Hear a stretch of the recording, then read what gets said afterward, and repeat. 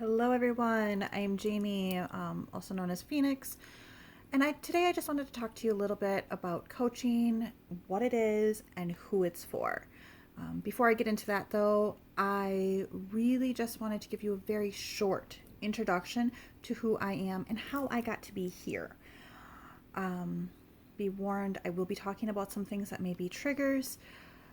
That is what it is, and I just want you guys to know I can't really change that aspect of it. Sometimes in life we do make choices that we look back on and we wonder what we were thinking and why nobody stopped us. That's the best explanation I have for my last relationship. I look back and wonder what my life would be like if somebody would have talked to me. Not that I think that I would have listened. I know I wouldn't have. But I wonder how different my life personally would have been if I had.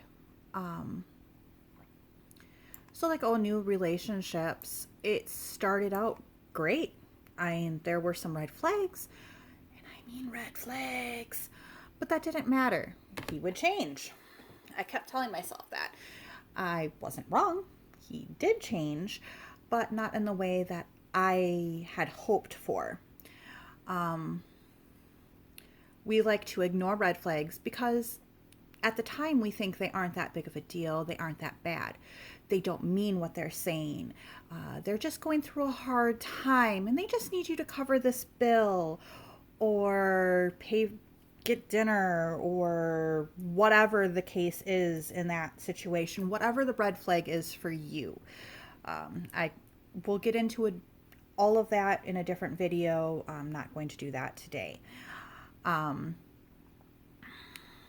in my experience, though, red flags are a precursor to gaslighting.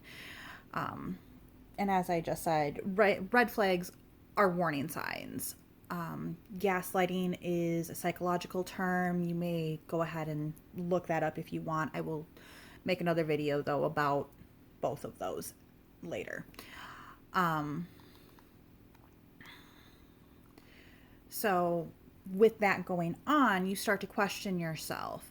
You start to question your thought processes and everything, and that is one of the keys for abusers.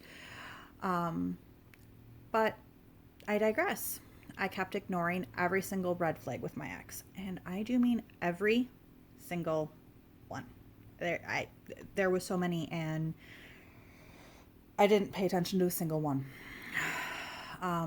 When I would excuse the red flags, ignore them, what have you, I gave a little bit of myself up. I allowed this to happen for years. It happened slowly, and I didn't even realize that it was happening. I didn't see that I was giving up my power to him. I did that willingly.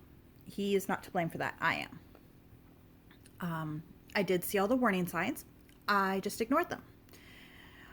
I wanted him to be somebody that he couldn't be. And I fell in love with somebody that didn't exist. I don't blame him for that. That was my choice. That's 100% on me. It wasn't real. It was my choice to ignore the red flags. It was my choice to continue with the relationship. And it was my choice to stick around no matter what he did, no matter what happened. I was there through thick and thin. I was told that I was being loyal and that I was being a good girlfriend.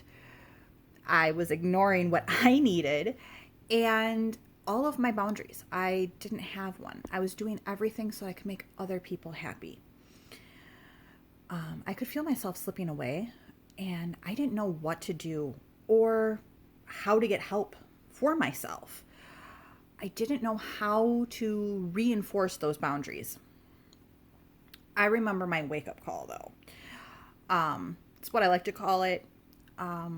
It was the moment that I realized that if I didn't change something, this was going to be my forever.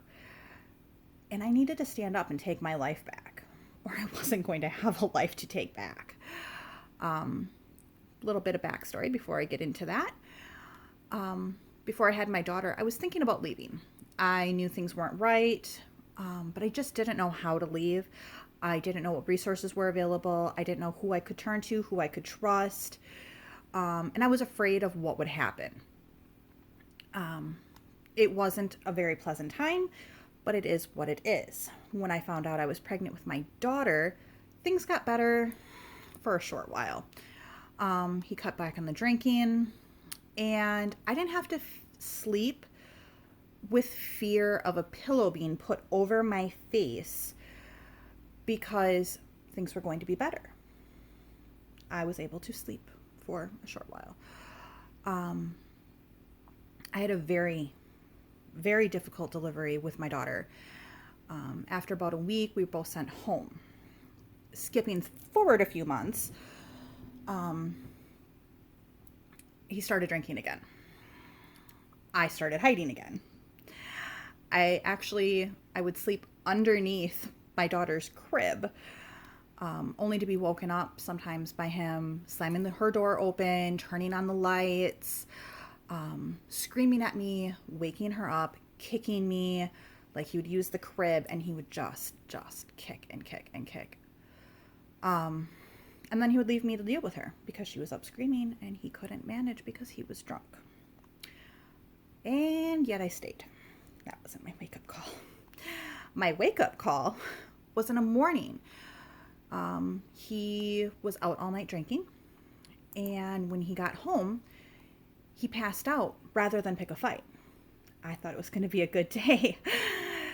Then I got ready for work, because I was still working full-time at that time. I needed him to watch the baby so that I could get ready and do my job. Well, he had other plans. I will skip many of the details, just for the fact that some of you probably can't hear them just yet. But one I will share because it's kind of vital. It's important that you understand this one point. He was very drunk, and not that excuses anything. That's on him. But he went to attack my daughter, and in that drunken rage, I could see it in his eyes. Anybody who's lived through that, you know what I'm talking about. You know that look that they get.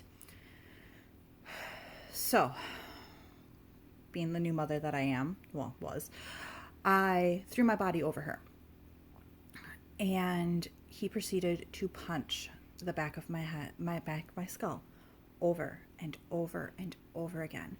And I remember looking at my daughter's face and thinking, this was almost you. This was almost you. He was going to kill you. Then things started to go gray, and I remember thinking, I'm willing to die for my child. I will die for my children, but I'm not willing to die for my children by the hands of their father or the person that says that they love me. This isn't love, and I will not live like this. That was my wake-up call. That was the moment I found my worth. I found myself. I couldn't take that wondering anymore. I'll skip a lot of those details, but I couldn't take that wondering if I was going to be alive the next day, or if I was going to be able to watch my children grow up, because I was going to be dead.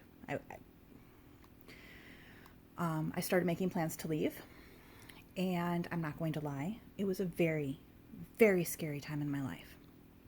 Probably one of the scariest, and I've been through quite a bit, as you will see as I continue these. But I did what I needed to get done, not only for me, but so that I could be an example for my children. I needed them to know that no matter what, they had worth, that they had value. And the only reason I was able to do that is because I had a core group of people that I could count on. And I counted on them for the first year after I left. I'm not sure I would be alive right now if it wasn't for them helping me along to stay strong and to stay safe. They became my lifeline in so many ways. They became my everything. We call it friendship, but in reality, they were coaching me. They had already been through that, and they knew how to handle the situation. They knew how to navigate this whole new territory for me of self-worth and value and dealing with all of that. Um, they kept me in line when I would step out. I didn't know how to deal with it. They did. Um, if I wouldn't stick to my boundaries, they would call me out every single time. They were, and still are in many ways, my life coaches, and they are my closest friends. Life coaching is a synergistic relationship between two people. Coaches are not therapists, but rather they help in ways that therapists can't.